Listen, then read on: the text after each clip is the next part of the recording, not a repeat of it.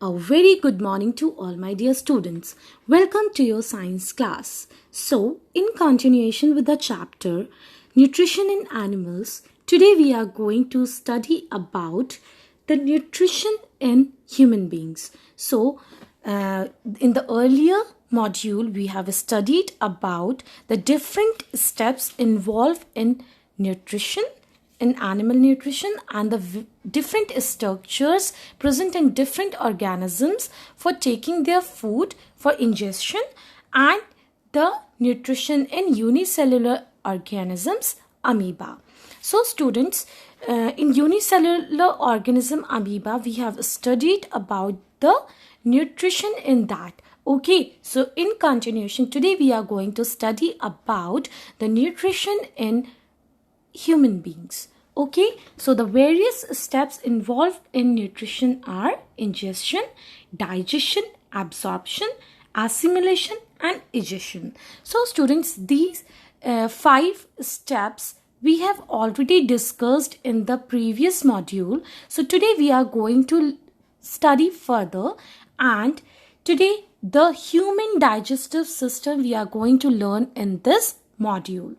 So students, the human digestive system, this is a organ system in the human being and which performs the function of digestion. So the alimentary canal and the associated glands together constitutes the digestive system. As you know students, that you do have various organ systems in your body. Okay, that constitutes an organism. So among that, digestive system performs the function of digestion. So in this, the alimentary canal and associated glands together constitutes the digestive system. So why this is known as alimentary canal or food canal or digestive tract? Because students, as you can see, that the digestive tract starts from the mouth and it is just taking the food down and then it is ending at the anus. So this is a part taken by the food as it travels down the alimentary canal, which is a long tube starting from the mouth and ending at the anus.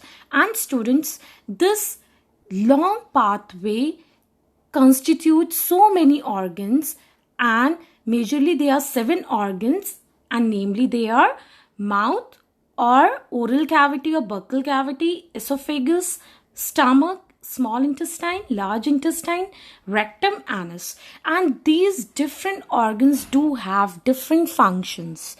So we will be studying about their function in detail in further slides. So students, starting up with mouth.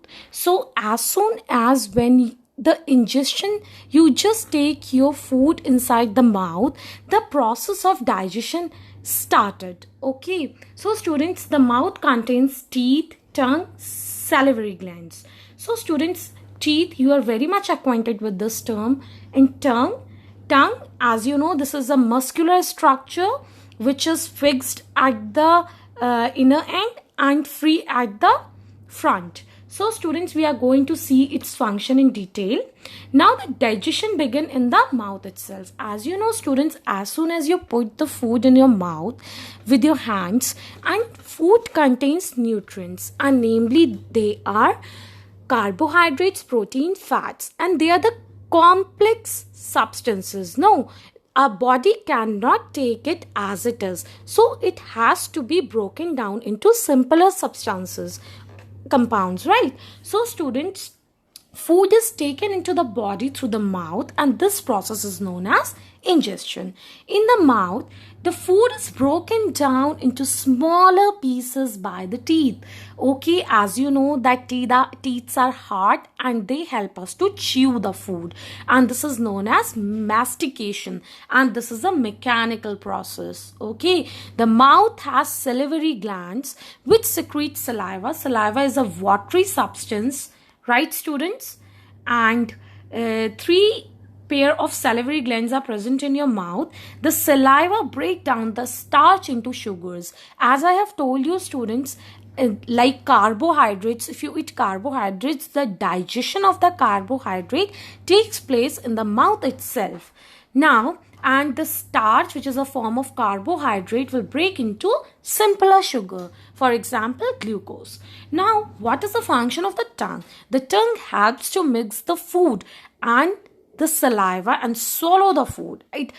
Suppose students, अगर आपके mouth में saliva, जिसको कि आप watery होता है जब आप any of your favorite food comes in front of your eyes, your mouth start watering. आपकी salivary glands जो होती हैं ना एक्टिव हो जाती हैं.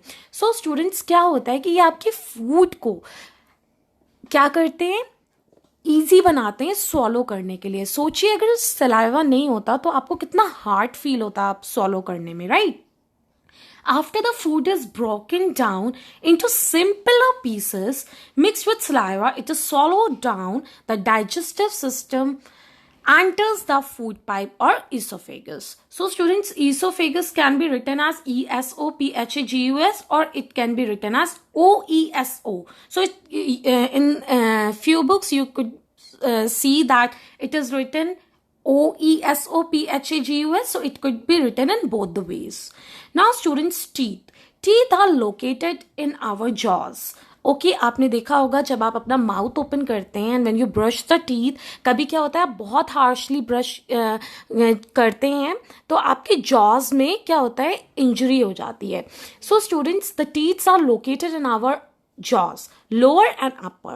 You can just see एक upper jaw है and एक lower jaw है. जो upper jaw होता है वो ज़्यादा move नहीं करता. आप देख रहे हैं जब आप बोलते हैं तो आपका lower jaw move करता है, right? In the mouth cavity, they are fixed to the gums. हमारे जो teeth होते हैं वो gums में fixed होते हैं. Based on the structure and their function, they are being categorized into 4 categories: the incisors, the canines, premolars, and molars. Now students, you can see that they do have the different types of teeth have different functions and their number is given over here.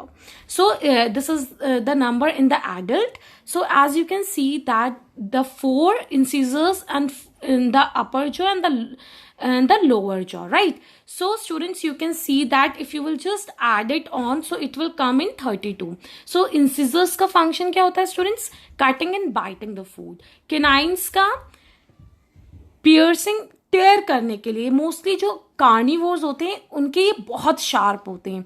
जो animals जो carnivore होते हैं उनके ये canines बहुत ज़्यादा sharp होते हैं, right? So premolars for chewing and grinding the food, molars chewing and grinding the food, right? So students, you can just see that the incisors, the front teeth are the incisors, and you can see they are 8 in number. Total they are 8 in numbers. And canines, they are total 4 in numbers. And molars, they are total premolars, they are total 8 in numbers. And then molars, they are total 12 in numbers, right? So now students, proceeding further, so together, like premolars and molars together, they are, now you can see they both perform the function of chewing and grinding of the food. Okay, so आप यहाँ पे देख सकते हैं students, यहाँ पे आपके incisors, अगर हम हाफ जॉ को लेंगे तो आपके ये इंसीजर्स होते हैं, ये बाइटिंग में आपका फंक्शन परफॉर्म करते हैं. एंड ये कैनाइन, ये tearing of the food, piercing of the food. फिर आपके प्रीमोलर्स आ जाते हैं. बिकॉज मैं इसको हाफ ले रही हूँ इसलिए यहाँ पे 2 दिखाई दे रहे हैं, 2 यहाँ पे प्रेजेंट होंगे, right? So students, then the molars. अब क्या होता है, जो जैसे if I take the example of you, तो अभी आपके विजडम टूथ नहीं निकले होंगे, वो मोलर टीथ्स होते हैं. सो अभी आपके जो नंबर ऑफ टीथ होंगे वो 28 होंगे, right? And after you will reach the age of 18, it will become 32. क्योंकि क्या होगा, आपके wisdom tooth निकल आएंगे. That also we are going to see. Now students, I hope आपको ये numbers अच्छे से समझ में आ गए होंगे. And the total number of the teeth is 32 in adults. So thus there are 16 teeth in each jaw. Okay, with a total number of 32 teeth in the mouth cavity. In young people, there are a total of 8 molars in all. The second set of molars develops at the age of 18 or more. These are called wisdom teeth. इनको जो हमारे क्या होते हैं, अभी 28 teeth होते हैं, okay फिर 18 ईयर्स की एज के बाद जो हमारे 4 मोलर्स का जो सेट होता है वो बाद में आता है, एंड ये विजडम टीथ के नाम से हम इसको बोलते हैं. अब विजडम टीथ क्यों बोलते हैं? It is actually vestigial organ. इसका विजडम से कोई लेना देना नहीं होता, just because it is coming after the age of 18. जब हम थोड़े से बड़े हो जाते हैं एंड हमारे अंदर अच्छे से समझ आ जाती है, so that is why it is named as wisdom teeth. Now temporary milk teeth and permanent teeth. So students, you must have seen when a baby take birth. जब आप किसी भी infant को देखा होगा आपने, at a birth the human infant has no teeth. उसके मुंह में teeth ही नहीं होते. आप आराम से छोटे बेबीज के वो बाइट करते हैं आपकी फिंगर को तो आपको डर नहीं लगता, because they do not have teeth in their mouth. No, the first teeth appears at the age of 6 months and fall off between 6 to 8 years of the age. ठीक है, 6 मंथ पे उनके टीथ आना शुरू होते हैं एंड 6 to 8 years तक वो टीथ जो होते हैं वो फॉल हो जाते हैं.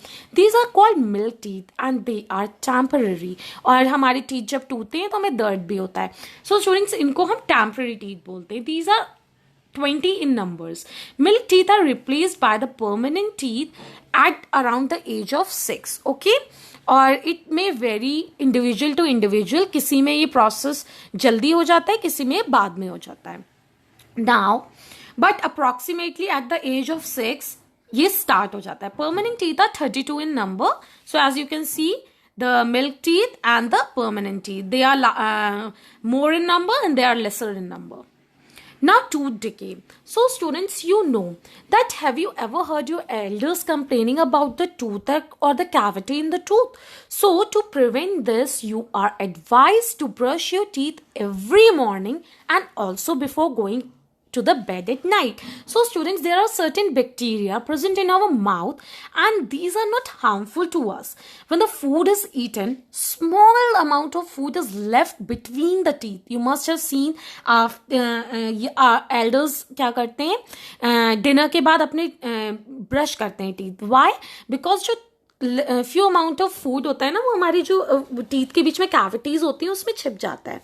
If the teeth are not cleaned after eating, many harmful bacteria present in the mouth start acting on the sugars in the left over food.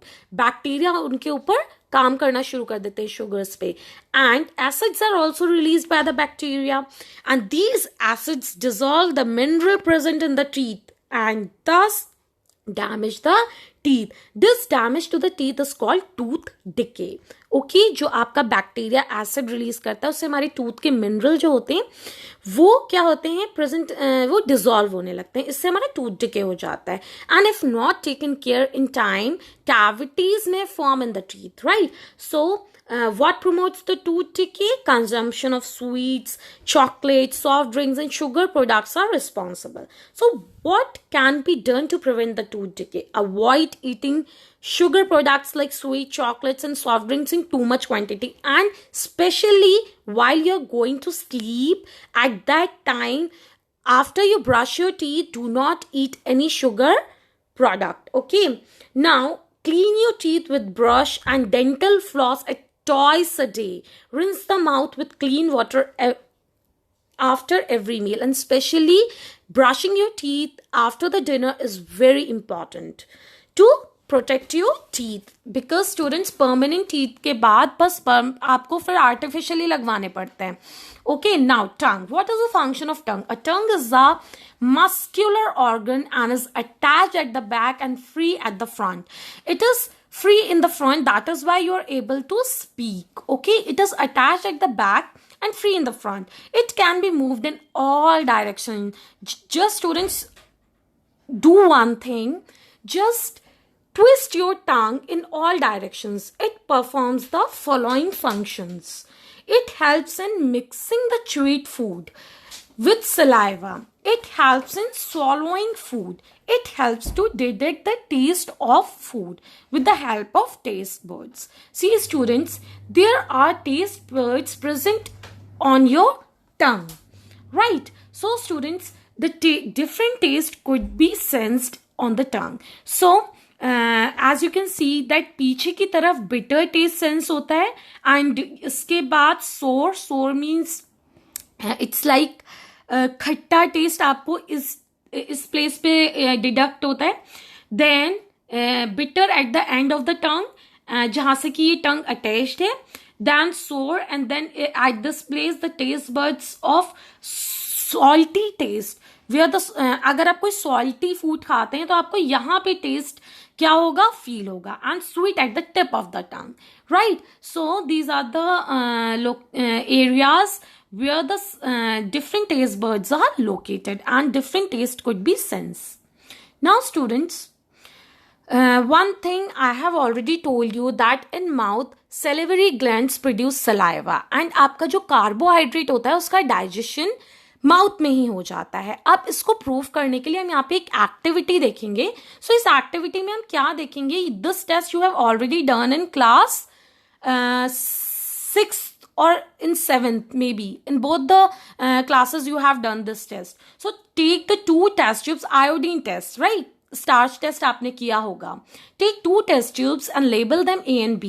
In the A test tube आप थोड़ा सा boiled rice रखेंगे, and in test tube B you will put the boiled rice which you have chewed 4 to 5 times. आप chew करके उसको किसी spoon से आप उसको test tube में डालेंगे. Now add 4 to 5 ml of water to both the tubes, and then 2-3 drops of iodine solution in each test tube.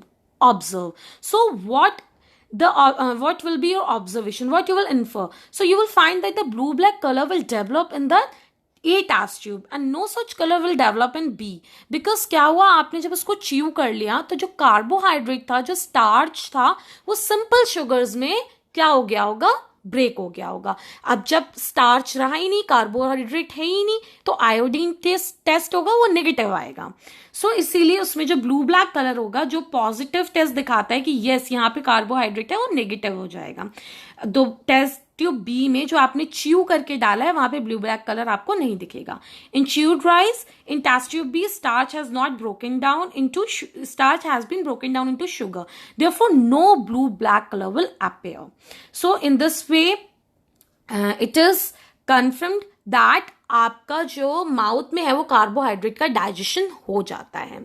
Now अब हम माउथ के बारे में बात कर चुके हैं. माउथ के बाद जब आपका फूड अच्छे से टीथ से च्यू हो जाता है एंड सलाइवा के साथ मिक्स हो जाता है, देन आप क्या करते हैं, उसको स्वॉलो करते हैं. जब आप उसको स्वॉलो करते हैं तो एक फेरिंग्स नाम का मस्क्यूलर ट्यूब होता है, उसमें फूड जाता है. एंड देन आपके जो यहाँ पे 2 एडजेसेंट पाइप्स होते हैं, आगे की तरफ जो होता है वो विंड पाइप होता है, पीछे की तरफ फूड पाइप होता है. तो अब ऐसा क्यों होता है कि आपका जो फूड होता है वो फूड पाइप में ही जाता है, विंड पाइप में नहीं जाता? ऐसा क्यों होता है? दिस इज बिकॉज आपका जो बॉडी होती है वो रिफ्लेक्स मैकेनिज्म करती है that when you swallow your food, जो आपका विंड पाइप होता है उसके ऊपर एक फ्लैप लाइक स्ट्रक्चर होता है, उसको हम बोलते हैं epiglottis.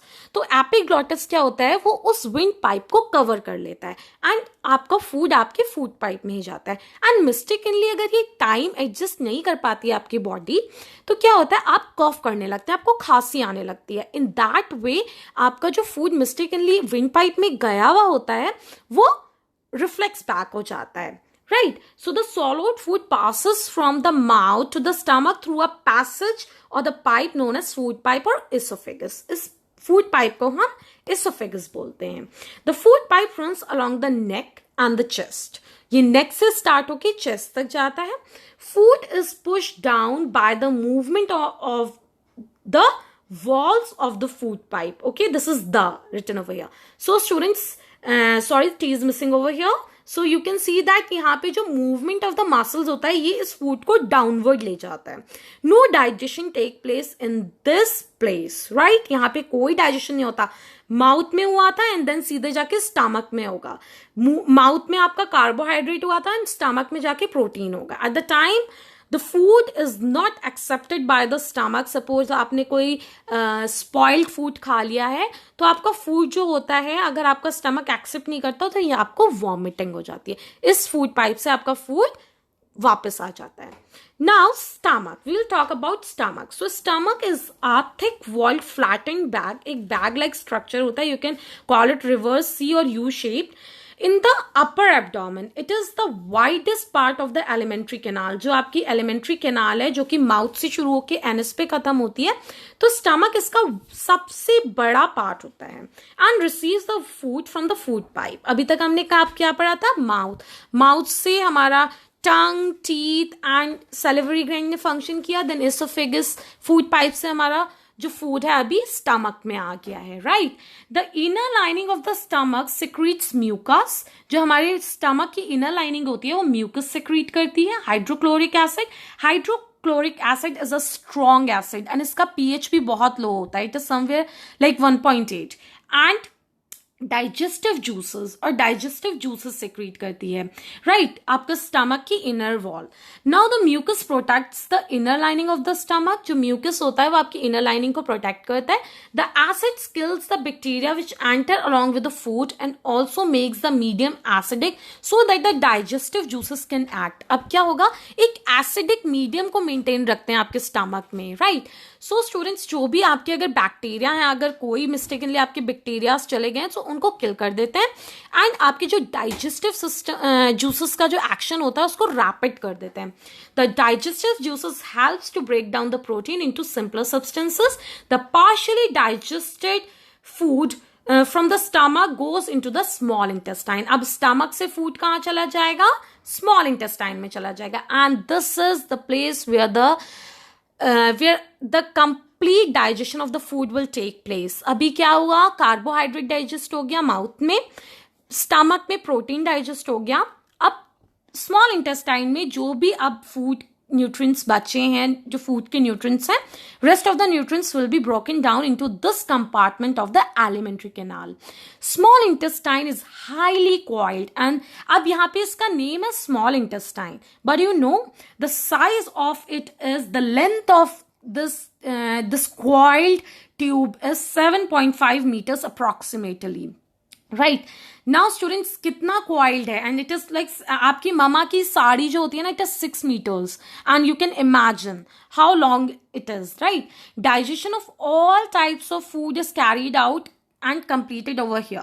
So absorption of the food also takes place in the small intestine. आपके जो small, जैसे ही आपका food जो होता है बेटा stomach से small intestine में आता है तो वहां पे जो upper portion होता है वहां पे ही सारे food का digestion हो जाता है.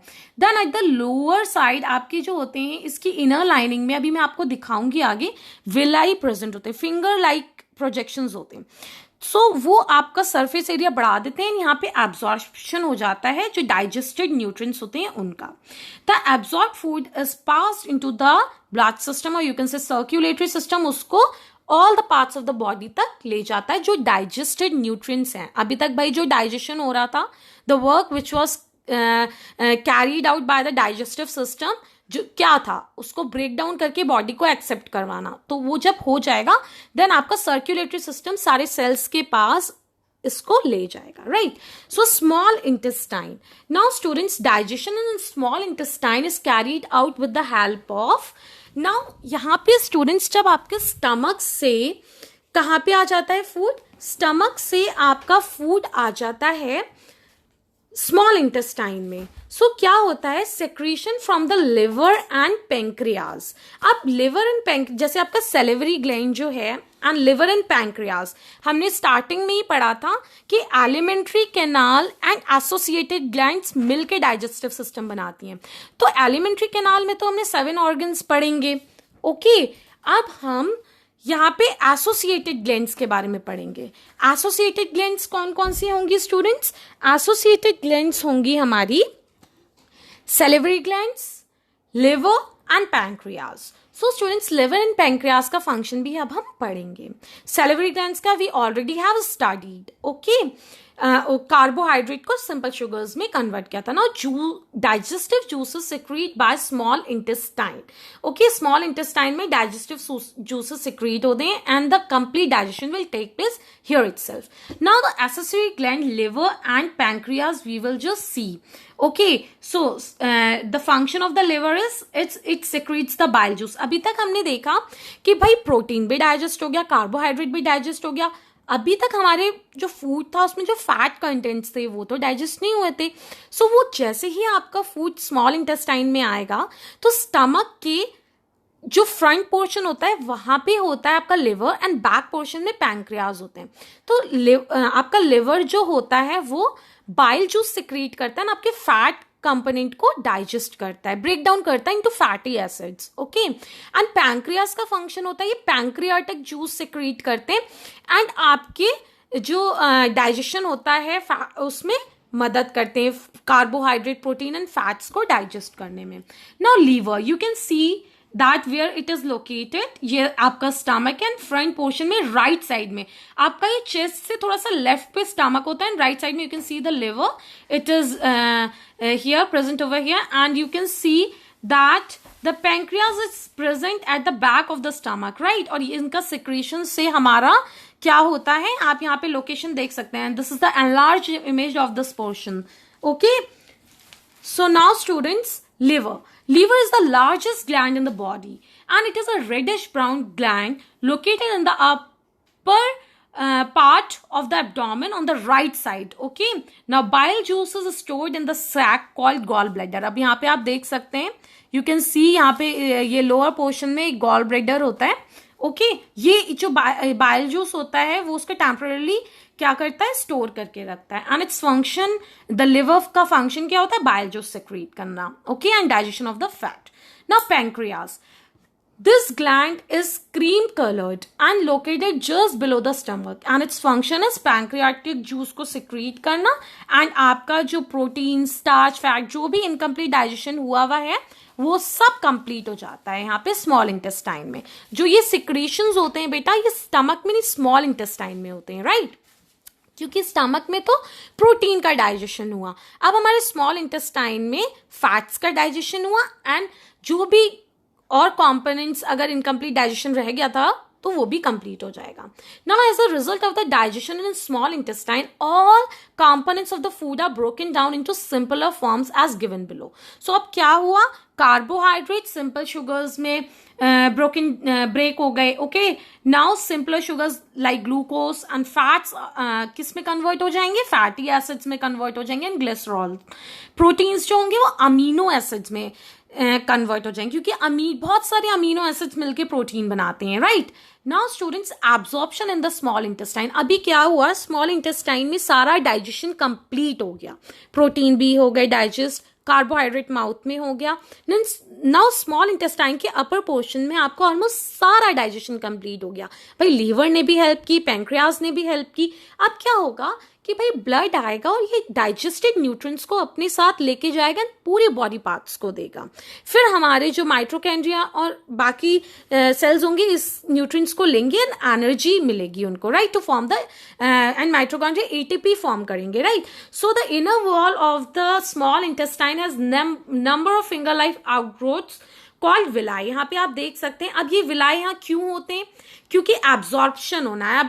अब देखिए जो सरफेस एरिया होगा एक फ्लैट सरफेस का कम होगा. अब क्या है, ये फिंगर लाइक प्रोजेक्शन है, यहाँ पे भी एब्जॉर्प्शन होगा. तो सरफेस एरिया एब्जॉर्प्शन का बढ़ाने के लिए क्या हुआ, यहाँ पे विलाई प्रेजेंट है, right. And the function of the villi is to increase the surface area of the absorption of the digested food. Now the villi has a network of fine blood vessels. अब यहाँ पे आप देख सकते हैं blood vessels हैं. Okay, and then the food substance are absorb by the villi. Villi से यहाँ से एब्जॉर्ब हो जाएगा एंड ये ब्लड वेसल्स में जाएगा and then transported through the blood vessels to the different organs of the body. In the body the food is absorbed, is incorporated in the cell components and the assimilation will be completed. हमने देखा absorption हो गया small intestine में, फिर assimilation हो गया, ingestion हुआ था माउथ में, digestion हुआ आपका, then आपका क्या हुआ, absorption हो गया, then assimilation यहाँ पे, right.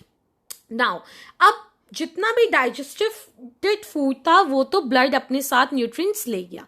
नाउ जो लेफ्ट ओवर अनडाइजेस्टेड फूड होगा वो लार्ज इंटेस्टाइन में. अभी आप बोलेंगे यहाँ पे डिफरेंस भी हम क्लियर कर देंगे. स्मॉल इंटेस्टाइन लेंथ में ज्यादा है एंड लार्ज इंटेस्टाइन लेंथ में कम होती है. It is about 1.5 metres, right. लेकिन उसको स्मॉल इंटेस्टाइन और इसको लार्ज इंटेस्टाइन इसलिए बोलते हैं बिकॉज ऑफ द डायमीटर. जो वहां पे स्मॉल इंटेस्टाइन होती है उसकी डायमीटर कम होती है एंड लार्ज इंटेस्टाइन की यू कैन जस्ट सी जो होती है वो ज्यादा होती है. The large intestine is short in length, okay, but wider than the small intestine. इसकी जो डायमीटर होती है वो ट्यूब की ज्यादा होती है. No digestion occur in large intestine. अब जब डाइजेशन नहीं होता तो इसका फंक्शन क्या होगा फिर? So students, as you know कि आपका वाटर भी आपके फूड के साथ जाता है, right. So the main function is to absorb water from the undigested food, right. Now students, यहाँ पे एब्जॉर्प्शन हो जाता है अनडाइजेस्टेड फूड का. नाउ अब डाइटरी फाइबर भी आप खाते हैं, वो अनडाइजेस्टेड होते हैं, वो आपके लार्ज इंटेस्टाइन में जाके देन आपका फीसिस के रूप में बाहर चले जाते हैं. नाउ रैक्टम का क्या फंक्शन होता है? You can just see here, यहाँ पे रैक्टम प्रेजेंट है. माउथ से स्टार्ट हुआ था देन रैक्टम तक आ गए हैं अभी हम. The undigested waste from the large intestine passes into the rectum and stored here in semi solid faeces, right. या सेमी सॉलिड फॉर्म में आपका जो अनडाइजेस्टेड वेस्ट मटेरियल है वो एक्सपेल आउट होगा अभी एनएस के थ्रू. सो वो एक्सक्रीटा आपका यहाँ पे कलेक्ट हो जाएगा. Now the faecal matter is passed out through an opening called the anus and ingestion. यहाँ से ingestion हो जाएगा. अभी आप देख सकते हैं कैसे न्यूट्रिशन कंप्लीट हुआ. इंजेस्शन हुआ माउथ में, देन डाइजेशन हुआ, देन स्मॉल इंटेस्टाइन में एब्जॉर्प्शन हुआ, फिर ब्लड सर्कुलेटरी सिस्टम उस न्यूट्रिएंट्स को ले गए, देन एसिमिलेशन हुआ एंड देन ingestion हो गया, right. So all the 5 steps I hope you have understood well. So students, this is all about human digestive system. Hope you have understood it well. So जल्दी से हम एक बार recall करेंगे that digestive system क्या होता है. It is कैसे बनता है आपकी बॉडी में. The alimentary canal and the associated glands together constitute the digestive system. हमने एलिमेंट्री कैनाल के जो 7 ऑर्गन्स थे उनके बारे में पढ़ लिया एंड कैसे फूड आपका माउथ से डाउनवर्ड ट्रैवल करते हैं, एनस से इजेस्ट आउट हो जाता है. एंड एसोसिएटेड ग्लैंड्स जो होती हैं like salivary glands and pancreas and liver, उनके भी हमने function and where they are located के बारे में अच्छे से देख लिया है. So hope you have understood it well students. Now अभी जो हमने टीथ आपको डिटेल में पढ़ाए हैं, so in your book their different shape is given, so you will have to observe it very with full of concentration, right. कि आप देखेंगे कि canines जो होते हैं वो कितने sharp होते हैं, okay. And so in this way you will read this portion from the book, right, and your doubts will be cleared in the Zoom classes. So you have in this module you have studied about the milk teeth, permanent teeth, the tooth decay, about the tongue, esophagus, stomach, small intestine, large intestine, liver, pancreas, rectum and anus. Okay, so hope you have understood it well. So in the next module we are going to study about the grazing animals, okay. And students, as you know, in the previous module I have told you that human beings जो होते हैं वो omnivores होते हैं and हम both the things like plants को भी digest कर सकते हैं and हम animal sources को भी digest कर सकते हैं, right. Thank you students, thank you for listening. Hope you have understood everything.